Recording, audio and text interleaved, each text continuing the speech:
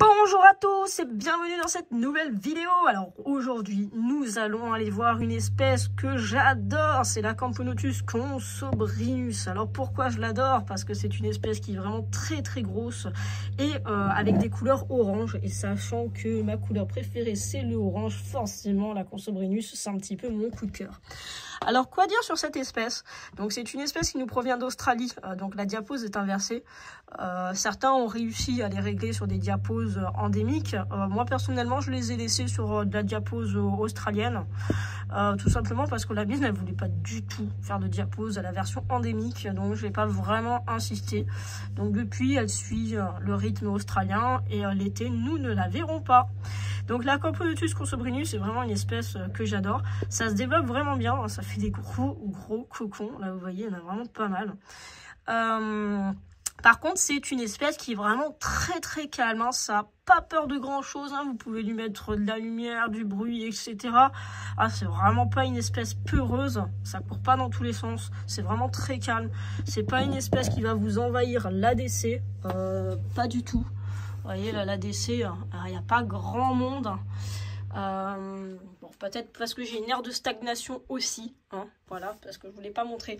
Donc ça c'est des installations un petit peu temporaires, hein. Franchement il n'y a rien de définitif, c'est juste que j'avais pas le matériel on va dire pour pouvoir les loger correctement, donc j'ai fait cette installation vraiment temporaire et pour l'instant ça marche très bien, parce qu'en fait elles ont besoin d'un petit peu d'humidité, hein. Et puis bah là j'avais pas l'humidité qu'il faut et du coup elles n'étaient pas contentes, donc je leur ai rajouté des tubes pour l'humidité avec une lampe dessus et ça leur convient beaucoup mieux.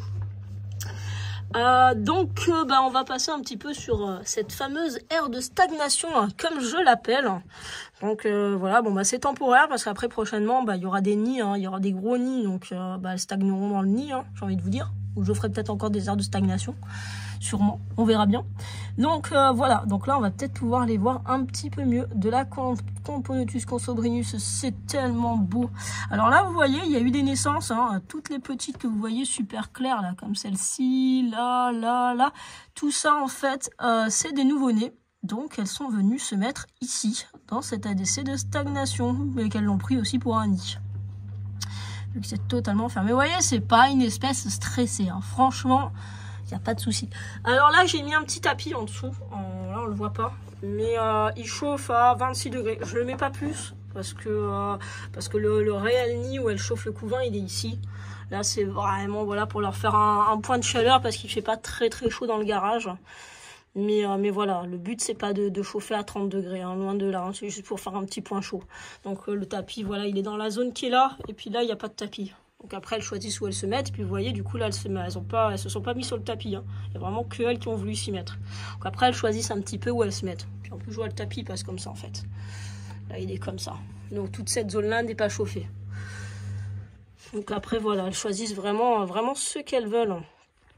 Donc c'est une espèce, comme je disais, qui est assez calme. Vous voyez, dans l'ADC, bon excusez, hein, il y a un peu beaucoup de saleté au fond parce que je les ai nourris.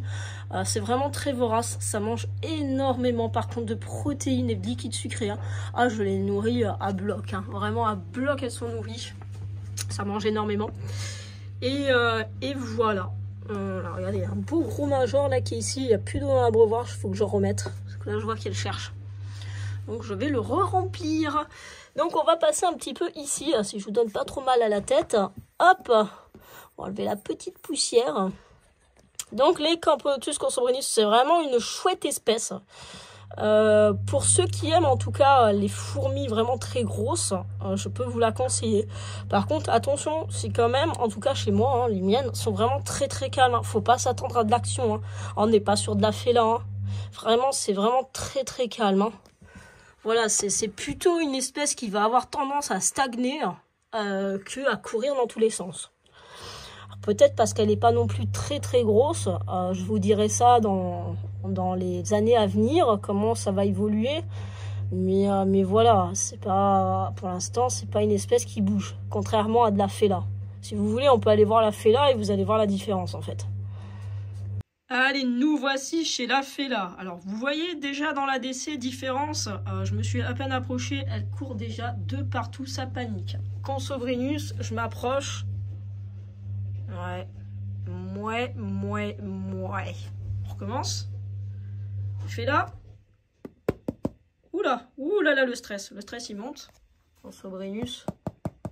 Ouais. Wouhou. Voilà. Là, vous voyez dans le nid, hein, ça court déjà de partout dans tous les sens. Consobrinus, ça bouge pas. Donc ça, c'est une partie du nid des Fela. Donc c'est une dalle que j'ai mis pour compléter le nid qui va avec. Et maintenant, je vais vous montrer le nid. Et vous allez voir, elles vont paniquer. Donc on va pas les voir beaucoup. Je vais juste essayer de faire ça dans la plus grande douceur. Pour qu'on puisse aller voir tranquillement ce qui se passe.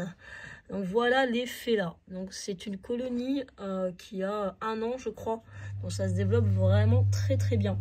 Alors, on peut trouver actuellement des Fela qui sont vendus allant de 14 mm à 20 mm à peu près. Alors je tiens à préciser qu'une Fela en dessous de 18-20 mm n'est pas une Fela, d'accord? Une Fela fait obligatoirement 18 à 20 mm, sinon ça n'en est pas. Donc je tenais un petit peu à préciser ça, parce qu'on retrouve des gens qui possèdent des Fela à 14 mm, ça n'en est pas. Une Fela, c'est vraiment très gros. C'est vraiment une espèce qui fait des majors impressionnants. D'ailleurs, regardez, je vais vous en montrer un ici. Regardez la taille. Celui-là, c'est pas un des plus gros, hein. Vraiment... D'ailleurs, je sais pas où est la reine. Ah, si, je la vois. Elle est là. Oh, elle est trop chouchou. Donc, voilà.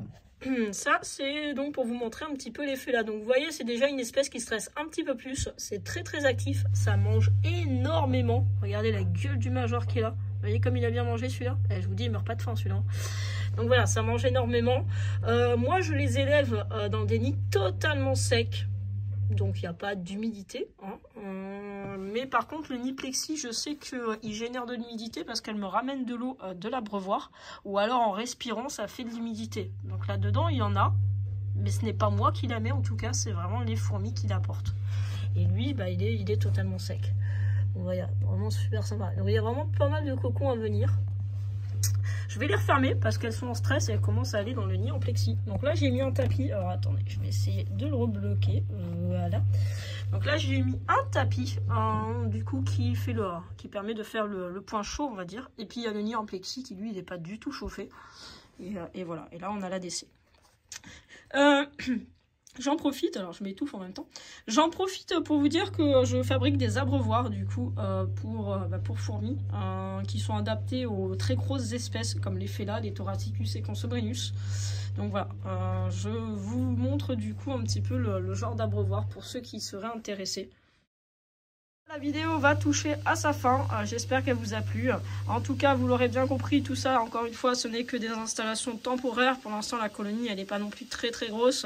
Mais il y a des grosses dalles qui vont arriver pour un petit peu tout le monde. Il faut attendre que tout sèche correctement et que tout soit mis en place. Donc pour l'instant, bon, bah, c'est que des installs temporaires. Mais c'est pas grave. Donc la prochaine fois qu'on les reverra, bah, j'espère que ce sera les bonnes installations. La prochaine vidéo, nous irons voir les Camponotus Thoracicus, Sanctus et Baldacci. On ira faire un petit tour sur ces 3 espèces. Et pour aujourd'hui, je vous dis ciao, à bientôt.